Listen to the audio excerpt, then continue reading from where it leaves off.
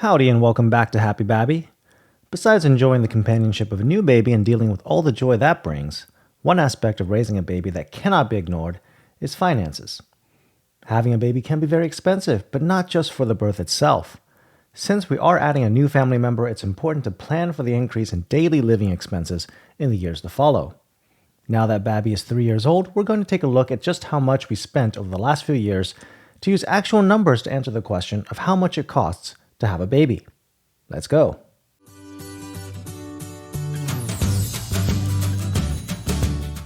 Rather than look at averages for things like childbirth costs, we'll look at real expenses that we incurred. It just so happens that I tracked every expense we've made over the last 6 years. So with Babby being 3 years old now, that gives a great comparison time frame for before and after. Now, although our expenses are unique, just like everyone else's, we should be able to gain some useful insights into where our money went and how much more we had to spend due to the baby. Hopefully this analysis can be useful not only for us, but also for you to consider when planning for a baby or to see what categories of spending to pay attention to. We'll look at 3 key slices of time. First, the expenses in the 2 years before getting pregnant, which will serve as a good baseline for what life was like without a baby in the picture. Then, we'll look at expenses incurred during the 9 months of pregnancy.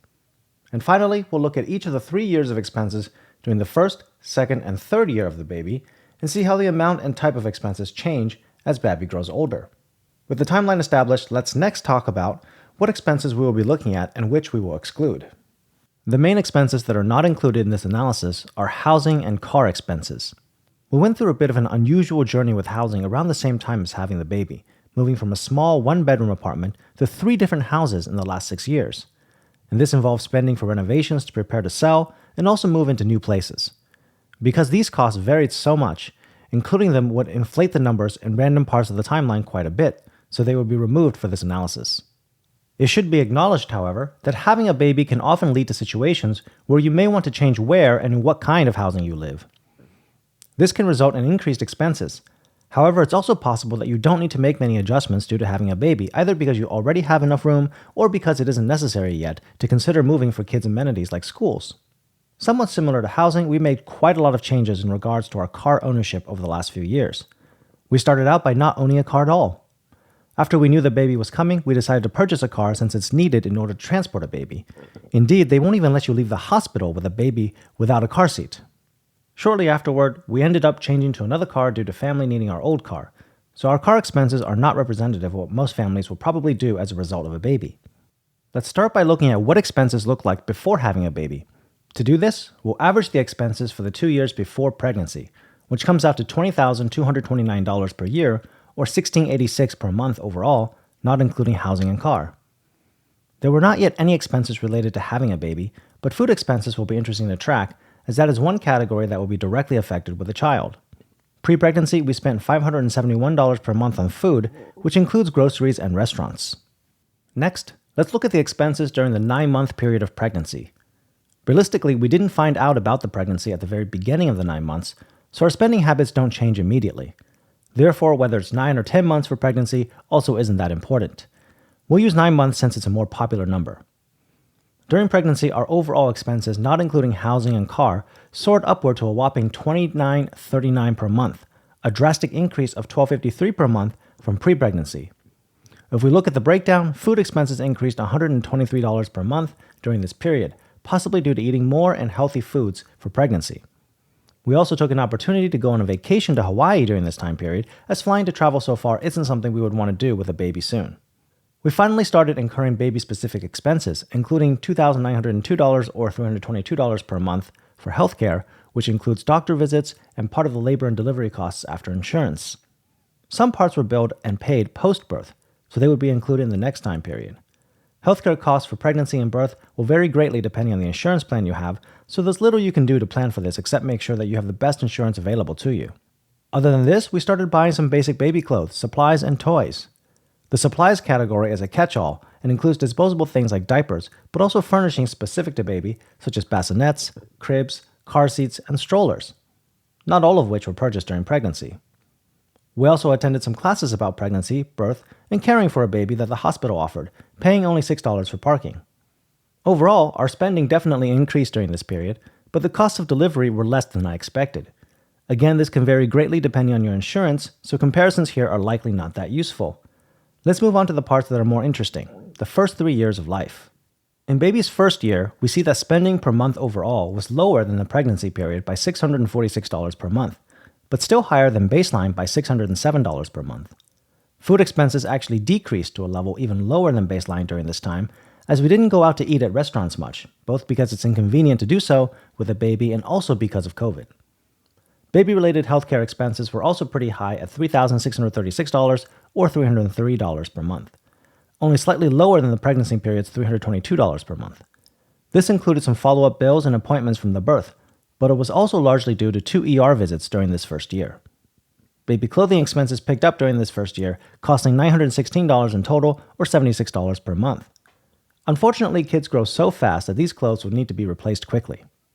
Baby supplies expenses were also very high during this first year at $2,325 or $194 per month. Besides needing to buy lots of diapers, baby wipes, and other disposables, we also needed to purchase additional or better car seats, strollers, beds, and so forth. There was a lot of trial and error to find things she would like or would work well, so that's something to be aware of. Spending on fun and toys during year 1 was $1,026 or $86 per month. There were a variety of toys and books that were purchased, some of which ended up not being useful at all. I recommend keeping a lookout for good deals on used toys and books. Parents sometimes sell or give away boxes of old toys and books they don't need anymore, and we also snagged a few. One expense that you might find curiously missing is daycare. That's because in our situation, we have no need for daycare as at least one parent is always home with the baby. Even to the 3-year mark, we've been able to work from home, which has been a great help in avoiding daycare expenses, which would otherwise likely be another major category. However, even though daycare is missing, I should mention another major missing factor in this analysis, which is opportunity cost. Specifically, the opportunity cost of not working, and thus earning additional income while staying home to take care of the baby. This lost income would offset any potential daycare costs, and likely means the real cost of having a baby is much higher than the numbers shown here. However, we will not include it in this analysis, as choosing to take care of the baby or not is a personal choice, and the opportunity cost versus daycare cost difference can be hard to quantify. Year 2 expenses saw a rise of $697 per month compared to Year 1, or $1,305 per month more than baseline. This level of spending was comparable to the pregnancy period. A large contributor to this was increased food expenses as baby moves away from baby food and breastfeeding. Indeed, food expenses were $227 per month higher than Year 1 and $144 a month higher than baseline. Besides this, most baby-related expenses, other than fun and toys, actually decreased in Year 2 compared to Year 1. The most significant of these was healthcare, which went down from $3,636 in Year 1 to only $240 in Year 2, as there was no need for many doctor appointments, not covered completely by insurance, and thankfully no more ER visits. Spending on baby supplies also saw a drastic decrease from $2,325 to $723, as we no longer needed to purchase those large and expensive items like cribs and car seats. Baby clothes decreased a little after the initial hump, but only decreased a bit from $916 to $712 for Year 2. Another contributor to increased spending for the year was the fun and toys category, which saw an increase from $1,026 to $1,619. This was due to the purchase of more substantial toys and throwing a 2-year-old birthday party by renting out a venue and inviting friends. It would seem that the increases in food and fun don't completely explain the overall increase in spending in Year 2. That's because we also spent more in other areas like vacations during this year as COVID restrictions began to lift. Granted, vacations with a baby means places within driving distance rather than flying, which we didn't want to and still don't want to do yet. The third year saw a similar change as Year 2, increasing $705 per month compared to the previous year, or $2,010 versus baseline. We saw almost every category of spending increase this year. Food expenses continue to rise as baby grows and eats more and more, but also due to rising inflation for food costs in 2022. We'll look at inflation in more detail a bit later on. Baby healthcare and clothes spending only increased slightly compared to Year 2. It seems this level of clothes spending between $700 to $900 per year is pretty constant at this age, as Babby constantly needs new sets of clothes as she grows out of her older ones. Spending on baby supplies continues to decrease from $723 to $465 for the year. As Babby grows, she no longer needs special baby beds, diapers, etc., as she transitions to using regular adult things. Thank goodness she is already potty trained now, and not just for reducing diaper expenses. Spending on fun and toys continues to rise as well, from $16.19 to $18.95. The yearly birthday party tradition continues with an even bigger event this year with more food and guests. And Babby is getting more varied and substantial toys as well as books of all kinds. In this third year, we finally start to see substantial spending for school and classes at $884 for the year. Classes include toddler gym, music, and dance classes, as well as swimming classes. The purpose of many of these was to expose Babby to a more social environment around people, especially as she has been cooped up due to COVID. We also started preschool, again to have her learn to interact with other kids in a classroom-like setting without her parents around and build social skills. We found this helped a great deal, as she got way more comfortable interacting with others and even speaking after she started preschool. Now, as promised, let's take a look at how inflation affected these numbers. Inflation has been rampant, especially in 2022, so a lot of the increases in spending could partially be due to inflation. To control for inflation, I used the U.S. Bureau of Labor Statistics inflation calculator and did a simplistic calculation of the inflation rate from the month of January in the middle of the baseline year to the month of July of each baby time period. Here's what the results show. The inflation rate climbed a lot, especially in baby year 3. However, doing the calculations to see what the baseline would have become with inflation increases only, we get a result of eventually reaching a spending level of $24,180 in year 3, compared to the actual spending level of $44,349. That's a difference of $20,170 that is not accounted for by inflation.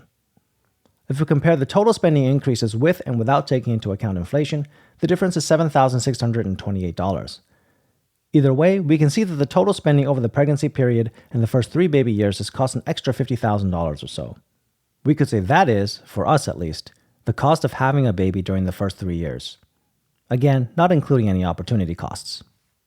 Overall, we saw a pretty substantial increase of spending from baseline to year 3, more than doubling how much we are spending per month from $1,686 to $3,696. More concerning is the general trend that expenses have been increasing about $700 per month each year for the last 3 years. Hopefully, it will not continue on this course over the next few years. This analysis has revealed that there are definitely some areas that we can cut back, such as finding more creative but inexpensive fun and toys, or being mindful of the types of food we're eating.